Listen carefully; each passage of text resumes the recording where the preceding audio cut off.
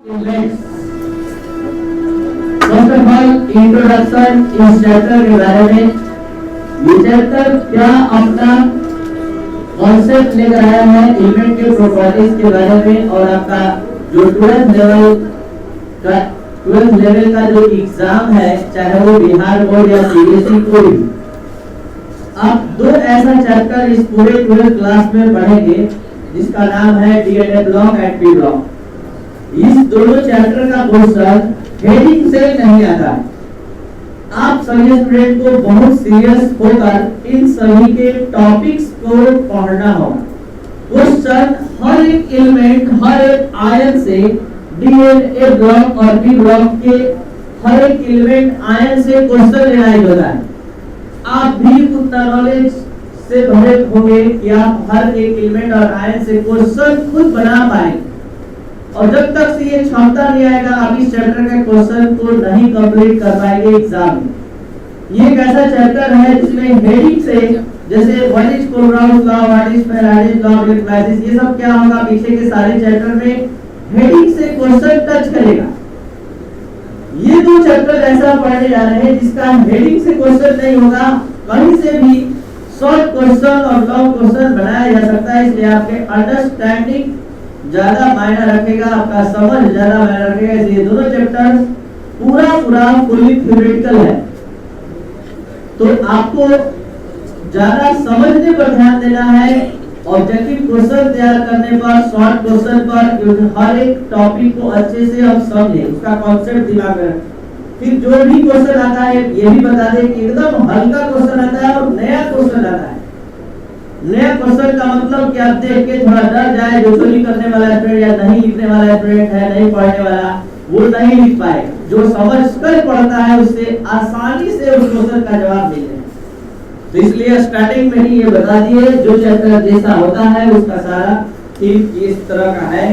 आप इसमें टेंशन नहीं लेंगे, जितना हो सकता है मन लगाकर आप समझ कर पढ़ें। शुरू हो रहा है डीएनए ब्लॉक एलिमेंट। इस चैप्टर का दूसरा नाम transition and inner transition element. Periodic table आप लोगों के सामने है, आप देख सकते हैं पीरियोडिक टेबल में 4 ब्लॉक होता है, S block, P block, D block, F block.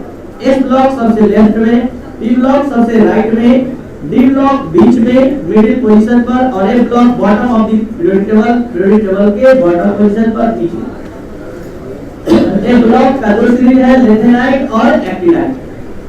हम बात करते हैं एस ब्लॉक एलिमेंट का।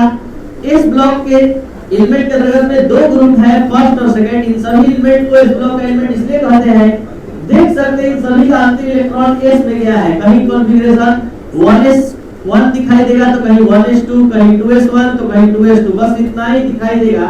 मतलब 1 और 2 एस में ही दिखाई देगा। नीचे lithium, sodium, potassium, rubidium, cerium, francium और beryllium, magnesium, calcium, strontium, barium, ये सभी एलिमेंट का अंतिम इलेक्ट्रॉन एस में जाता है। अब हम बात करते हैं राइट साइड का, ग्रुप नंबर 13 से 18 तक। Boron, aluminium, gallium, indium, thorium, ये देखिए, या कार्बन, सिलिकॉन, जीएसएन, पीबी देखिए, या फिर उसके बगल में नाइट्रोजन, फास्फोरस, एस, एसपी, विस्मत देखिए, या oxygen, sulphur, helium, calcium, potassium देखिए, या हीलियम, नियॉन, आर्गन, क्रिप्टन, ज़ीरॉन, इन सभी में ग्रुप नंबर 13 से 15, ग्रुप नंबर 13 से 18 तक ध्यान दिया जाए। ग्रुप नंबर 13 पर के फर्स्ट एलिमेंट पर फिगर रखिए boron, 1s2, 2s2, 2p1, 2p1 दिखाई दिया, तो 2p1 उसके जस्ट बगल में कार्बन 2p2, उसके जस्ट बगल में 2p3, और लास्ट में नियॉन 2p6। ध्यान से समझा जाए।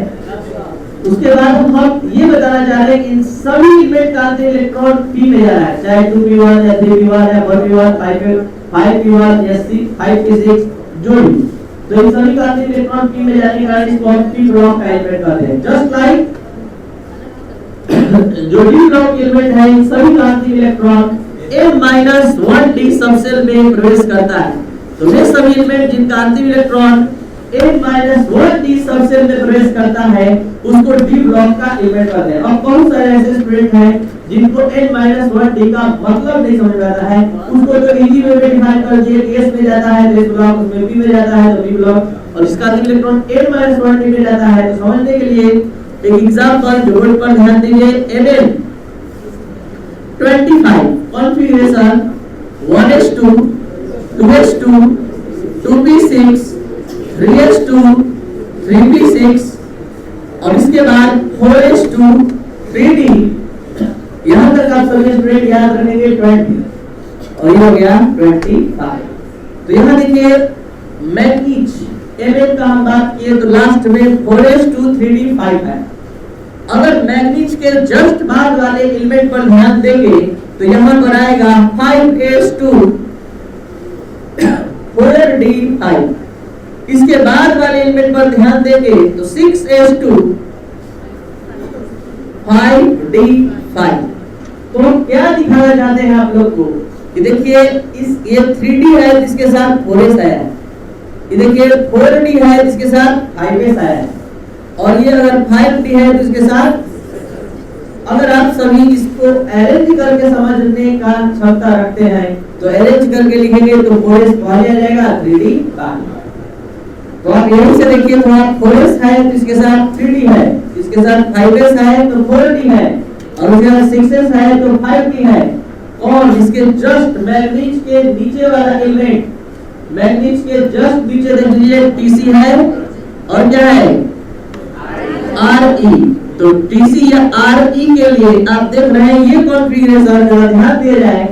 अगर हम इन सभी को फॉलो करते हुए यहाँ पर अगर हम Ns लिख दें Ns, तो आप ही बताइए आप यहाँ D का क्या बोलेंगे n-1। 4s है तो ये 3d है, ये 5s है तो 4d है, ये 6s है तो, और अगर ये ns सबसेल होगा तो ये क्या होगा, और ये n-1d का क्या सेंस है ये भी आप देख लीजिए। n-1d का मतलब है कि आउटर ऑर्बिट से एक अंदर के ऑर्बिट का d सबसेल।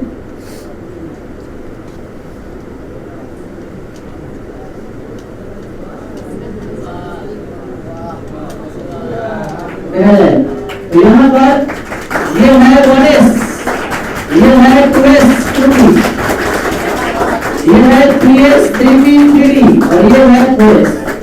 तो यहाँ इलेक्ट्रॉन, ये इलेक्ट्रॉन आउटर ऑर्बिट का 4s, उसके जस्ट बाद इलेक्ट्रॉन कहाँ फिल कर रहा है 3d। तो इसको हम पेनल्टीमेट ऑर्बिट का डी सबसेल यानी एक अंदर के ऑर्बिट का डी सबसेल बोलते हैं। एक अंतर जो हिंदी में बोल रहे हैं उसको इंग्लिश में पेनल्टीमेट ऑर्बिट बोलते हैं, मतलब आउटर ऑर्बिट से एक अंदर का ऑर्बिट। तो यहाँ के डी को अगर यहाँ 4s हो रहा है तो 3d हो रहा है। सोचिए अगर यहाँ 5s होगा तो यहाँ क्या होगा 4d। तो हम इसको कैसे रिप्रेजेंट करेंगे, ये ns आउटर ऑर्बिट है ns, तो ये क्या कहलाएगा n-1d। तो वे सभी एलिमेंट जिनका अंतिम इलेक्ट्रॉन n-1d सबसेल में प्रवेश करता है उसको हम d ब्लॉक का एलिमेंट कहते हैं। अब n-1d का मतलब कुछ समझ में आया क्या, आउटर ऑर्बिट से एक अंदर के d सबसेल को क्या कहते हैं, what is it, outer orbit से एक अंदर का d सबसेल को रिप्रेजेंट करेंगे n-1d।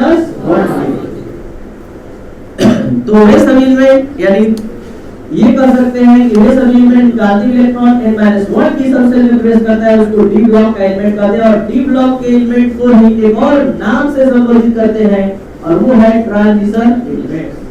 तो ट्रांजिशन एलिमेंट्स किसे कहते हैं, ट्रांजिशन मेटल्स किसे कहते हैं, जरा ध्यान दीजिए। वे सभी d ब्लॉक एलिमेंट, वे सभी d ब्लॉक एलिमेंट जिनका n-1d सबसेल पार्शियली फिल्ड होता है। पार्शियली फिल्ड का मतलब 1 to 9 और कंप्लीटली फिल्ड का मतलब d का कैपेसिटी कितना इलेक्ट्रॉन भरने का होता है 8। तो जिस d ब्लॉक के एलिमेंट के पास पार्शियली फिल्ड d सबसेल होता है उसको ट्रांजिशन एलिमेंट कहते हैं। क्या कहते हैं, तो एक क्वेश्चन Zn Cd Hg को ट्रांजिशन एलिमेंट नहीं कहते हैं, क्यों, अच्छा से देख लीजिए आपके पीरियोडिक टेबल में d ब्लॉक में 0 है देखिए बढ़िया से, ZnCdHg एक ही ग्रुप में है, इधर रखिए जी, पूरे ग्रुप नंबर ZnCdHg वहां पर, ठीक है। इन सभी तीन एलिमेंट को डी ब्लॉक में होने के बावजूद इसको ट्रांजिशन एलिमेंट नहीं कहते हैं। क्यों नहीं कहते हैं? जवाब बोर्ड पर एकदम सही जवाब है 3d10 4x2। ये देखो 5d10 5x2 6 4d10 5s2। जरा ध्यान दीजिए, जिसका डी सबसेल कंप्लीटली फिल्ड होता है वो कभी भी ट्रांजिशन मेटल नहीं कहलाएगा। तो इन सभी का एक लाइन में जवाब है कि ये ट्रांजिशन मेटल क्यों नहीं कहलाते हैं, क्योंकि इनका n-1 D subshell completely filled है। तो कंप्लीटली फिल्ड डी सबसेल रखने वाले D block element transition metals नहीं कहलाते।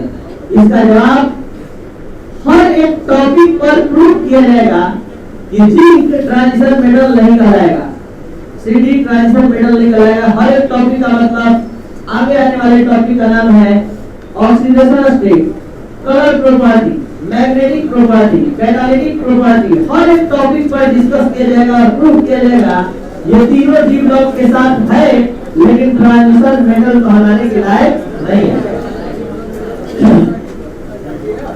ध्यान दीजिए, तो ट्रांजिशन मेटल्स डी ब्लॉक के एलिमेंट को ट्रांजिशन मेटल्स कहते हैं, लेकिन उसको कहते हैं जो n-1 डी सबसेल रखता है।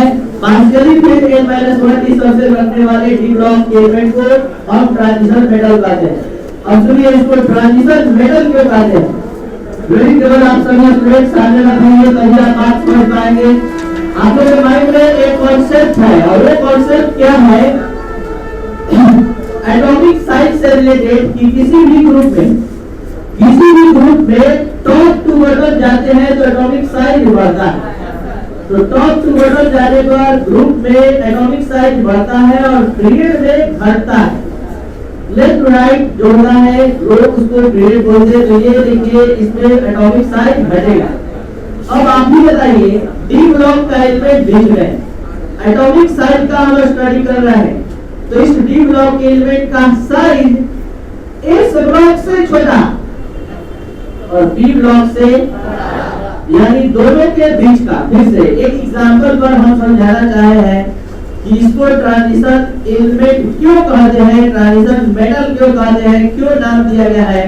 तो ये सभी एलिमेंट जो एस और पी ब्लॉक के बीच का प्रॉपर्टी, एस और पी ब्लॉक एलिमेंट का ये बीच का प्रॉपर्टी रखते हैं, उनको ट्रांजिशन एलिमेंट कहते हैं। तो ये एक सिंगल एग्जांपल दिए एटॉमिक साइज का।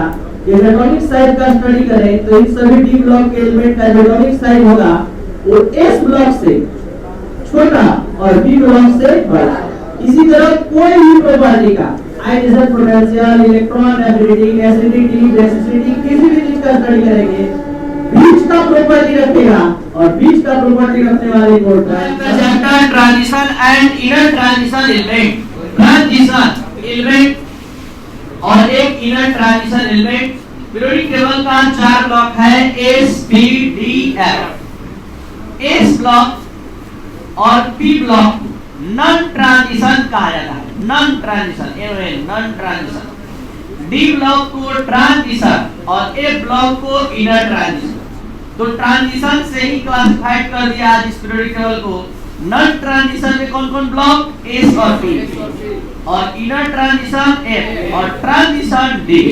तो इस चैप्टर को 2 पार्ट में हम लोग बांट कर पढ़ेंगे। पहला पार्ट आपके सामने शुरू हो रहा है डी ब्लॉक एलिमेंट, और उसके बाद एफ ब्लॉक आप पढ़ेंगे जिसको इनर ट्रांजिशन बोलते हैं। तो डी ब्लॉक एलिमेंट किसे कहते हैं? कल की क्लास में इतना डिस्कस कर दिया गया था कि आप सभी स्टूडेंट के पास इतना क्षमता आ गया है कि वे सभी एलिमेंट जिसका अंतिम इलेक्ट्रॉन n-1 डी सबसेल में प्रवेश करता है उसको डी ब्लॉक का एलिमेंट कहते हैं। ये डी ब्लॉक का मेन डेफिनेशन है कि वे सभी एलिमेंट जिनका अंतिम इलेक्ट्रॉन n-1 डी सबसेल में एंटर करता है। n-1 डी का मतलब कल समझाया गया था आउटर ऑर्बिट से एक अंदर, जिसको इंग्लिश में पेनल्टी वेट और मैथ के भाषा में n-1d। What is n? Outermost orbit. और what is n-1d? Inner orbit का d सबसेल। ठीक है, उसके बाद क्या समझाया गया था?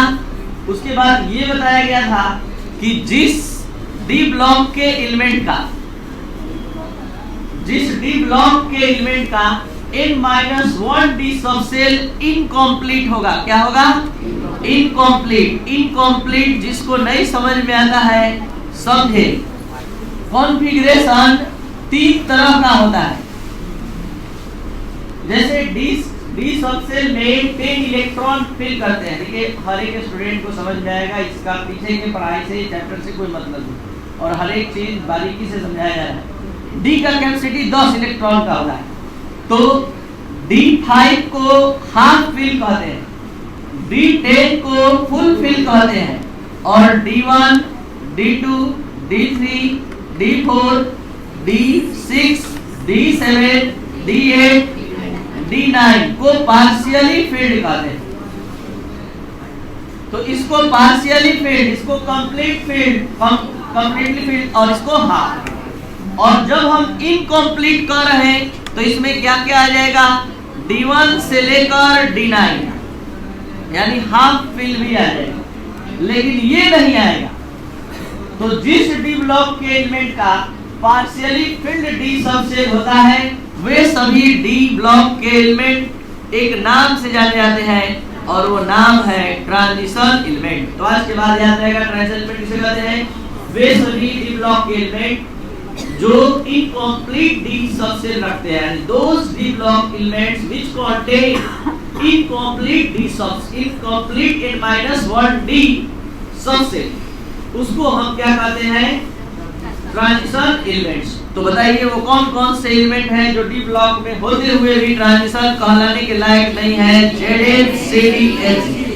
क्यों डी ब्लॉक, क्यों Zn, Cd और Hg को? बहुत ही इंपॉर्टेंट फेमस क्वेश्चन है, क्योंकि Zn का आउटर कॉन्फ़िगरेशन 3d10, Cd का आउटर कॉन्फ़िगरेशन 4d10 और Hg का 5d10 होता है। इसलिए इस 3 एलिमेंट को ट्रांजिशन एलिमेंट नहीं कहा जाता है, क्योंकि इसके पास कंप्लीटली फिल्ड डी सबसेल, और जिसके पास कंप्लीटली फिल्ड n-1d सबसेल होता है उसको हम ट्रांजिशन एलिमेंट नहीं कहते हैं। क्यों नहीं कहते हैं?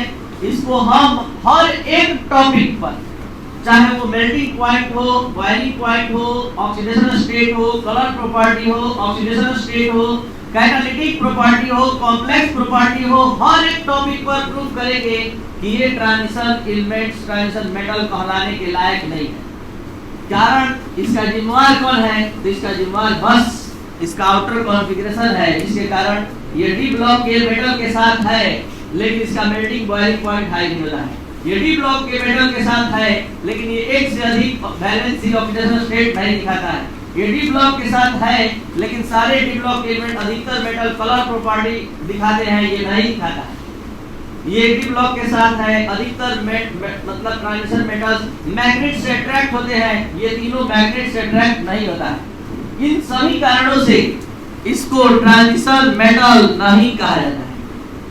इतना सारा जवाब है, इसको ट्रांजिशन मेटल नहीं कहने का। अब हम पीरियोडिक टेबल आप सभी स्टूडेंट के सामने है। एक चीज और पहले बता दें, उसके बाद पीरियोडिक टेबल वैसे देखते रहिए। आपका डी ब्लॉक एस और पी ब्लॉक के बीच में, यानी कि आपका जो डी ब्लॉक है वो एस और पी के बीच में है। तो एस और पी के बीच में है, ये है एस ब्लॉक, ये है पी ब्लॉक, ये है डी ब्लॉक और ये है एफ ब्लॉक। तो ये जो डी ब्लॉक है वो एस और पी के बीच का है। अगर हम एटॉमिक साइज का स्टडी करें तो टॉप टू बॉटम जाने पर एटॉमिक साइज क्या होता है? इंक्रीज होता है, बढ़ता है। लेकिन अगर लेफ्ट टू राइट जाए मतलब इनफिनिट, तो एटॉमिक साइज क्या होता है? डिक्रीज होता है, घटता है। तो आप ही बताइए डी ब्लॉक के एलिमेंट का जो साइज होगा एटॉमिक साइज वो एस से छोटा लेकिन पी से बड़ा। यानी कि हर एक प्रॉपर्टी, चाहे एटॉमिक साइज हो, इलेक्ट्रॉन एफिनिटी हो, इलेक्ट्रोनेगेटिविटी हो, एसिडिटी हो, बेसिसिटी हो, ऑक्सीडेशन, हर एक प्रॉपर्टी बीच का रखेगा। एटॉमिक साइज के मामले में आप क्या बोल रहे हैं? एस से छोटा, पी से बड़ा, मतलब बीच का। तो मिड प्रॉपर्टी, बीच का प्रॉपर्टी रखने के कारण इसको ट्रांजिशन एलिमेंट कहा जाता है। डी ब्लॉक एलिमेंट को ट्रांजिशन एलिमेंट क्यों कहा जाता है? क्यों कहा जाता है? इसका कारण है ये बीच का प्रॉपर्टी रखते हैं, इसलिए इसको ट्रांजिशन मेटल कहा जाता है। तो ये जवाब है कि क्यों इसको ट्रांजिशन मेटल कहते हैं, because it contains mid property of S and P block element, यानी एस और पी ब्लॉक के मेटल का एलिमेंट के बीच का प्रॉपर्टी रखता है, इसलिए इसको हम ट्रांजिशन एलिमेंट कहते हैं। अब हम बात कर रहे हैं थोड़ा कॉन्फ़िगरेशन का, सारे एलिमेंट का एक बार में। अपना फिंगर आप स्कैंडियम के पास रखेंगे और स्कैंडियम से धीरे धीरे जिंक की ओर आगे बढ़ेंगे, जैसे से हम बोलेंगे स्कैंडियम का शॉर्टकट कॉन्फ़िगरेशन बोर्ड पर स्कैंडियम 3d1 4s2, ये पूरा कॉन्फ़िगरेशन हो गया। ये आर्गन हो गया 18 और ये हो गया 1 और ये 2 पूरा जोड़ेगा तो 21 आ जाएगा। स्कैंडियम के बाद आता है टाइटेनियम 3d2 4s2 और उसके बाद वेनेडियम 3d3, उसके बाद 4s2 और ये क्रोमियम 3d5। ये बताया गया था एटॉमिक स्ट्रक्चर पढ़ाते समय कि देखिए हाफ फील्ड के नजदीक है तो एक खींच कर अपना हाफ फील्ड कंप्लीट कर लेता है 4s1 और इस तरह से डायरेक्ट हम जिंक पर पहुंचते हैं 3d10 4s1। तो हम क्या 4s2 क्या दिखाना चाहते हैं कि स्कैंडियम से जिंक तक लगातार हम जा रहे हैं, तो 3d1 3d2 3d3 होते हुए 3d10, यानी 3d सबसेल फिल हो रहा है। तो 3d सबसेल भर रहा है स्कैंडियम से जिंक तक जाने में। तो ये पूरा कॉन्फ़िगरेशन को बढ़िया से देखिए और देखने के बाद केवल फर्स्ट सीरीज का जनरल कॉन्फ़िगरेशन निकालिए। फर्स्ट सीरीज का जनरल कॉन्फ़िगरेशन 3d1 2 10, यही ना हुआ 1 2 1 से शुरू हुआ 10 तक होगा। और 4s में क्या क्या देखने को मिला, कभी 1 कभी 2, कभी 1 कभी 2। अब इसको छोड़िए, फर्स्ट सीरीज को छोड़िए, उसके ठीक नीचे उतरिए y रिएक्टियम पर। अब रिएक्टियम से आप कैडमियम की ओर धीरे धीरे आगे बढ़ेंगे, अपना फिंगर धीरे धीरे उधर ले जाते हुए कैडमियम की तरफ। तो देखिए 4d भर रहा है 1 to 10 5s2 दिखाई दे रहा है, 5s1 और 2 दिखाई दे रहा है। उसके नीचे जो आ रहा है LA 57 to 71 जो लिखा हुआ है वो वहां पर आप वहां पर लिख ही दीजिए। आप सभी स्टूडेंट अपने पीरियोडिक टेबल में लिख दीजिए जहां 57 to 71 लिखा है, अभी तुरंत लिख दीजिए वहां LA प्लेटिनम और उसके नीचे वाला 89 to 103 के पास लिख दीजिए AC। और अब सुनिए, अब यहाँ पर देखिए, यहाँ पर क्या देखे 3d1 सबसे भर रहा है, यट्रियम से कैडमियम की ओर जाने में क्या बन रहा है 4d। तो देखिए इधर जनरल कॉन्फ़िगरेशन इसका 3d1 to 10 4s2, इसका कॉन्फ़िगरेशन हो रहा है यट्रियम वाले का कैडमियम तक 4d1 to 10 5s2। इसका क्या मतलब है? इसका मतलब है कि ये 10 एलिमेंट का जो सीरीज है 10 एलिमेंट का, इसका जनरल कॉन्फ़िगरेशन है n-1d 1 to 10 और ns 0 और 1 और 2। एक चीज और बता दें, एक अकेला एलिमेंट है एटॉमिक नंबर 46 जिसमें आउटर ऑर्बिट में इलेक्ट्रॉन 0 हो जा रहा है, 4s मतलब वहां ns 0 हो जा रहा है। याद रखिए वो कौन सा एलिमेंट है जिसका आउटर ऑर्बिट में इलेक्ट्रॉन 0 हो जाता है, वो है pd। इसलिए यहाँ पर हम उसको भी शामिल कर लिए हैं। लगभग 40 एलिमेंट का ये जनरल कॉन्फ़िगरेशन है। 40 एलिमेंट कैसे बोल दिए, 10 एलिमेंट का 4 सीरीज है, देख लीजिए बढ़िया से। 10 एलिमेंट का 4 सीरीज है, scandium to zinc, yttrium to cadmium, actinium Rutherford, hafnium to Hg और उसके बाद एक्टिनियम रदरफोर्डियम टू UV।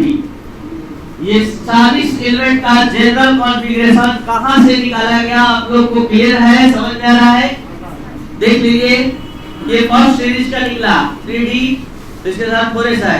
ये देखिए 4d तो 5s है, अगर नीचे जाएंगे तो 5d तो यहाँ 6s आएगा और 1 to 10 की भरने कैपेसिटी है। तो ये जनरल कॉन्फ़िगरेशन कैसे निकाला गया, सारे एलिमेंट का डी ब्लॉक के एलिमेंट का जनरल कॉन्फ़िगरेशन। अब हम इस डी ब्लॉक को आपके सामने क्लासिफाइड करने जा रहे हैं। जिस तरह से पीरियोडिक टेबल को आप 4 पार्ट में 4 पार्ट्स में क्लासिफाइड किए, उसी तरह से इस डी ब्लॉक को भी 4 पार्ट में क्लासिफाइड किया जाता है। और ये 4 पार्ट में है। पहला फर्स्ट ट्रांजिशन सीरीज, अपना फिंगर स्कैंडियम के पास रखिए और स्कैंडियम से धीरे धीरे जिंक तक जाइए। 3D1 3D2 होते हुए क्या हो रहा है 3D10। इसका मतलब है कि इस सीरीज का नाम, फर्स्ट ट्रांजिशन सीरीज का नाम क्या रख देना चाहिए 3D सीरीज। तो फर्स्ट ट्रांजिशन सीरीज स्कैंडियम से जिंक तक जाने में 3D सबसेल भर रहा है, इसलिए इस फर्स्ट ट्रांजिशन सीरीज का नाम हो गया आज से क्यों, क्योंकि इसका अंतिम इलेक्ट्रॉन कहा जाता है 3D सबसेल में। तो first transition series, first transition series बताया जाए कहां से स्टार्ट हुआ, स्कैंडियम टू जिंक। इस सीरीज का एक और नाम बताया जाए 3D सीरीज। और बताया जाए ये सीरीज पीरियोडिक टेबल के कौन से पीरियड में है, कौन से पीरियड में है 4th पीरियड में। जितना आप इसके लिए बताएं उतना ही second transition series, second transition series, second transition series कहां से स्टार्ट हुआ है यट्रियम, कहां समाप्त हुआ कैडमियम। इसको क्या नाम देंगे, क्यों कहते हैं इसको 4D सीरीज, क्योंकि 4D सबसेल में इलेक्ट्रॉन इंटर करता है। हर एक बात समझ में आ रहा है। और ये कौन से पीरियड में है 5th पीरियड में। चलते हैं थर्ड ट्रांजिशन सीरीज की ओर। थर्ड ट्रांजिशन सीरीज, अब यहाँ सावधानी बरतना है, सावधानी नहीं बरतेंगे तो आप 10 की जगह 24 एलिमेंट रख देंगे इस सीरीज में। और वो सावधानी क्या है, ऐसे देखिए LA, HF। अगर LA2 लिख दिए तो नीचे का 14 एलिमेंट F ब्लॉक का 14 एलिमेंट का सीरीज पूरा लेते नाइट उठकर आ जाएगा। इस गलती से बचने के लिए LA, HF 2 HD। अब केवल 10 एलिमेंट्स आए, आ चुका है एग्जाम में। डी ब्लॉक के प्रत्येक सीरीज में 10 ही एलिमेंट क्यों होता है, क्योंकि डी सबसेल में कितना इलेक्ट्रॉन होता है, इसलिए अब पी ब्लॉक है उसमें 6 ही ग्रुप क्यों आता है, क्योंकि पी सबसेल में 6 इलेक्ट्रॉन बचता है। इस ब्लॉक में 2 ही ग्रुप क्यों आता है, क्योंकि इस सबसेल में 2 इलेक्ट्रॉन होता है। और एफ ब्लॉक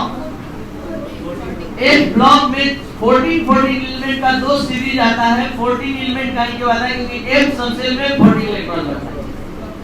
जल्दी से ये बात समझ में आई, ये क्यों लिखा गया ऐसे। यहाँ अगर 2 लिख देंगे तो टोटल 24 एलिमेंट्स हो जाए। और अब जल्दी बताइए इसको क्या नाम दे, 5D सीरीज। और अब 6th पीरियड, ये पीरियोडिक टेबल के 6th पीरियड में। और अब 4th ट्रांजिशन सीरीज के नाम से ही जाना जाता है। 4th ट्रांजिशन सीरीज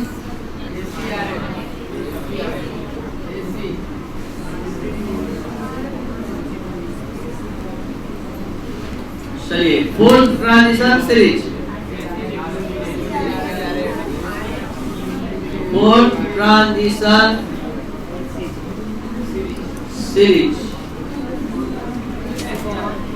क्या लिखे, एक्टिनियम, रदरफोर्डियम 2